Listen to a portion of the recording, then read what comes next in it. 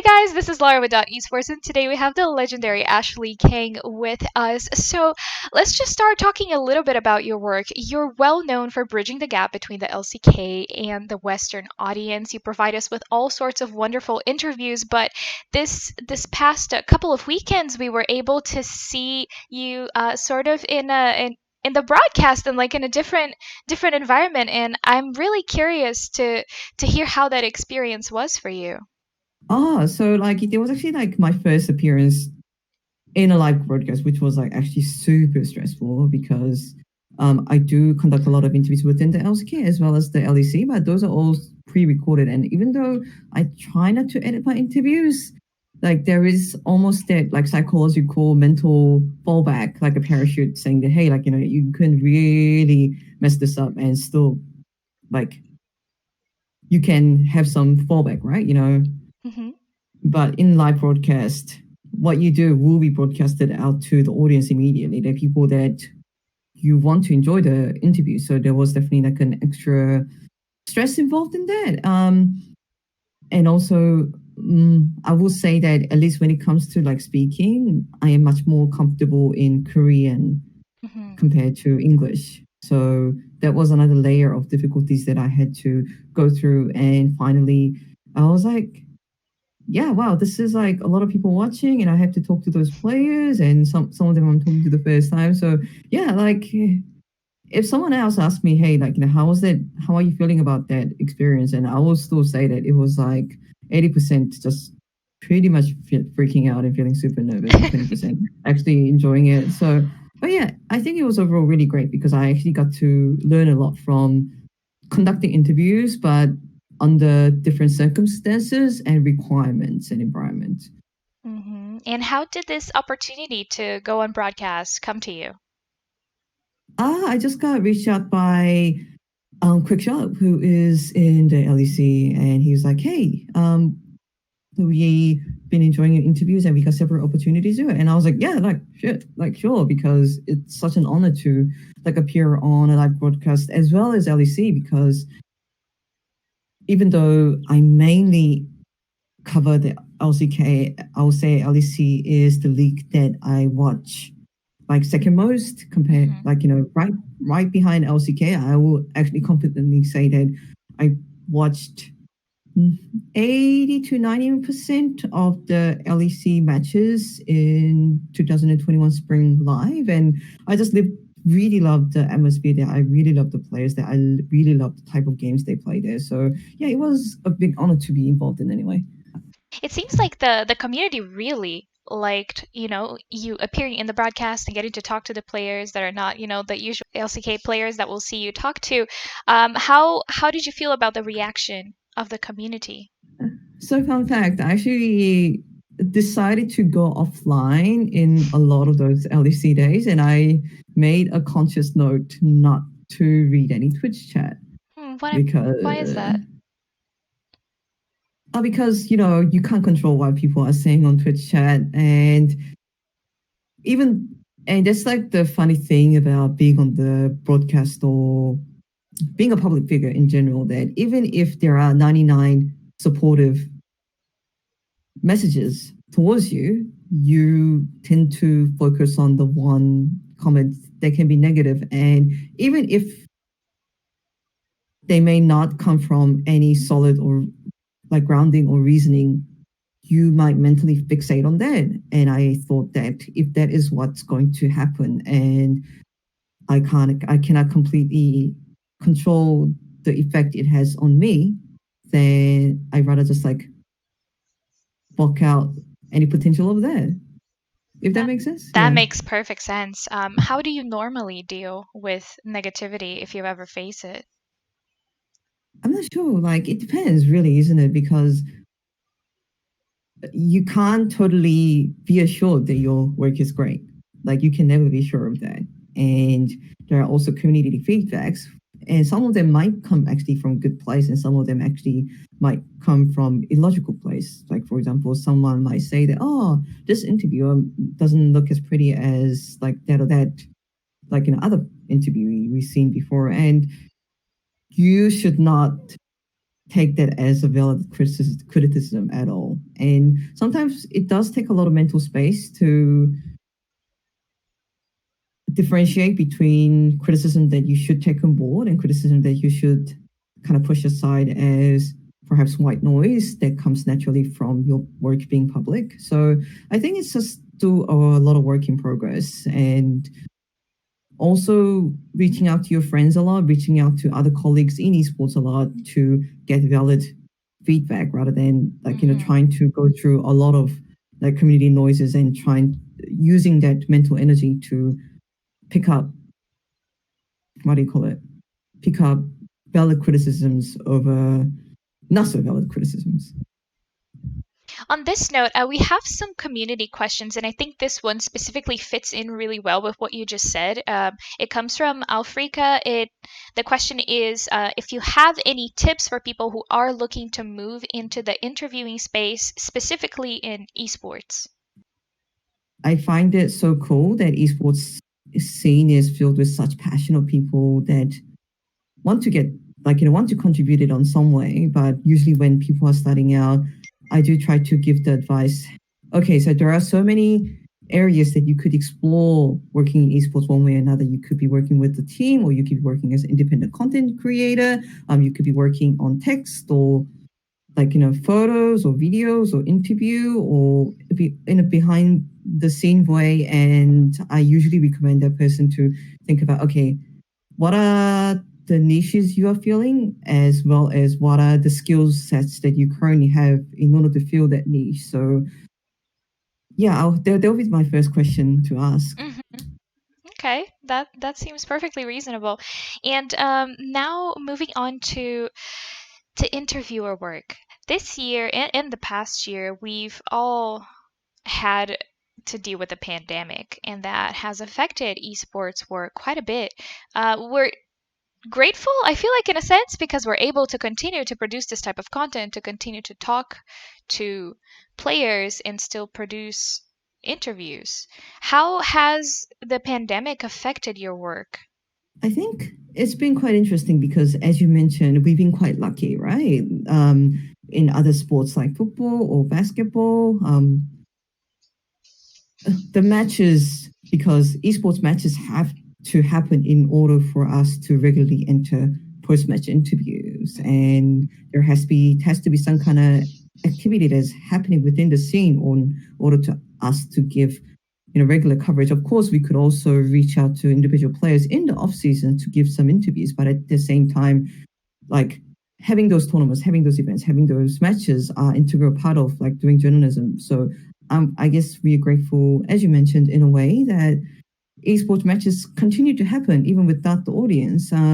But in terms of some of the challenges that I have faced, because the matches are being held remote, we also do interviews remotely. And that means that when we're doing interviews like we are doing now, those are remote interviews. We are talking through the screen, and that is actually perfectly fine. But I feel like because interviews are supposed to be conversations, and you're looking eye to eye, and you're trying to build the rapport with the other person, it's it does add an extra layer or extra barrier when it comes to rapport building. And I just feel like it was such a crucial part of doing interviews that I didn't know was missing until it was gone from me. Like, for example, if I am interviewing a player at Low Park, and even as I'm setting up, I might just briefly chat with the person. Hey, how are you doing? Like, you look happier than last time. Like, blah, blah, blah, blah, blah, and just chit chat. And even that is rapport building, because rather than going into the conversation straight away, you're building up that extra connection with the other person. So I guess like having that extra layer of rapport, as well as just being able to be there in person and being more excited and feeling more endemic because you're at the venue in person. That's another thing that I miss, because in the end, as an interviewer, if you're more excited about what you are doing, then it will show in the interviews that you are conducting. But like, Absolutely. those are like first world problems, because hey, we have the matches and we still can do remote interviews, which I really do appreciate. That's true. And I feel like there is one really good thing that came out of all of this is the fact that we can go from league to league right? Before, at least when I covered the LCS, I would see reporters come from Europe to be able to interview these players. And now we kind of don't have this barrier anymore because everything is online. What are some of the opportunities that you have had because of this new format that you think otherwise wouldn't have been possible? I think when COVID happened, people like, it drastically changed how we work, how we conduct our lifestyle, how we communicate with our friends and families. And I think some of the learnings that we have taken out of this COVID era is going to be continued to be felt even after the COVID era is over. So, for example, I was actually one of the first people to start the remote interviews because what happened is LCK was actually the first league to get postponed because of COVID. Mhm. Because Korea was one of the first countries that COVID hit. Well, after LPL anyway, I Right. believe.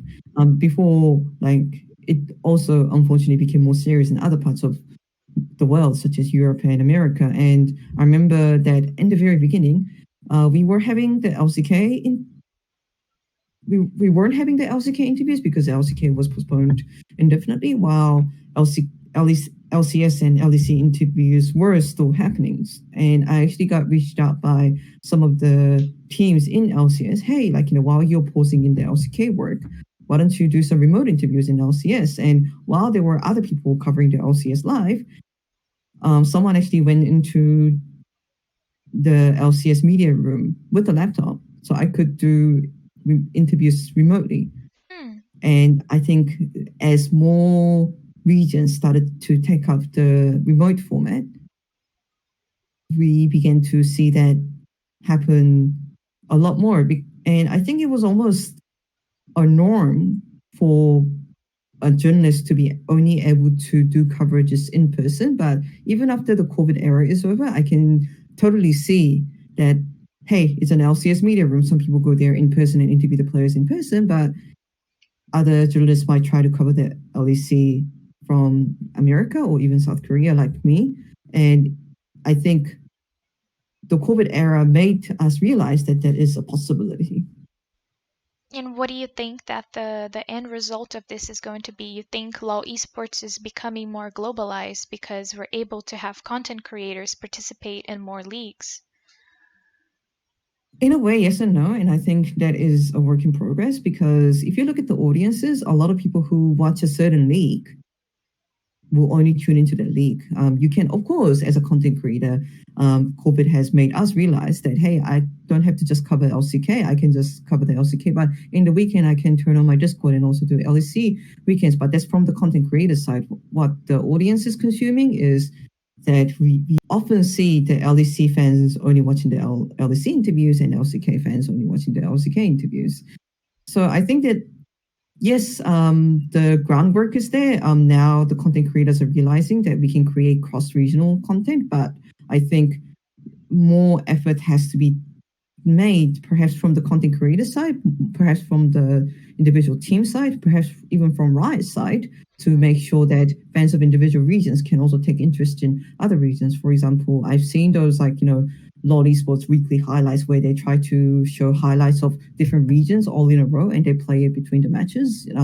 They don't just show the local leagues. Hey, it's an LCS, but like they show the highlights from LEC or Turkish League or Korea.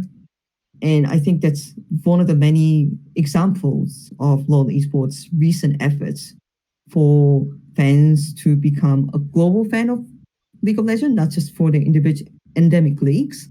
And content creators can also create cross-regional content. For example, I interviewed Beryl, the LCK player, even while I was appearing on the LEC broadcast. Hmm.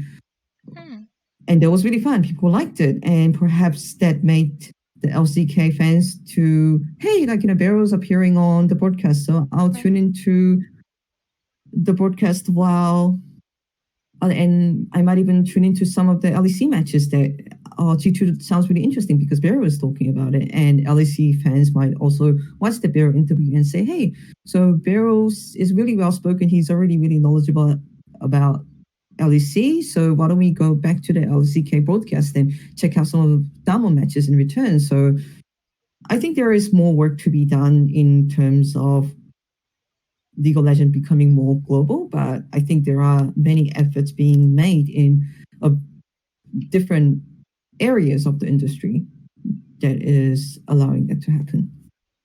All right. And on this note, again, we have another question from Katarsis, who translates a lot of our interviews. She's asking if you could interview a player at any period of his pro career, who would it be and why? And I think this can be of any league ever. Hmm. That's quite interesting because I think we, when a player does well and then we look back at that time, we see a lot of, like, we have a different perspective on what that player used to be compared to experiencing that player's era. In, like, let's say that a player did really well back in 2012, and even if that player does not continue to play after 2012, the way that we see that player now compared to 2020 to 12 might be very different, because the impact that that player has made on the scene may be re-evaluated as the years passed.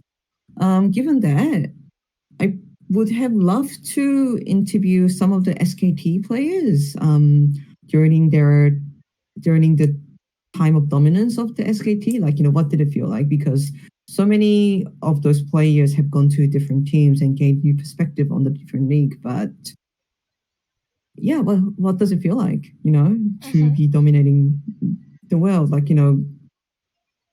yeah, I would have probably gone with that. Okay, that sounds great. Well, Ashley, it was lovely to have you. Thank you so much for your insight, and I hope to see you in the broadcast in summer. Yes? Yeah, hopefully, if they call me back, yeah, I'll appreciate that.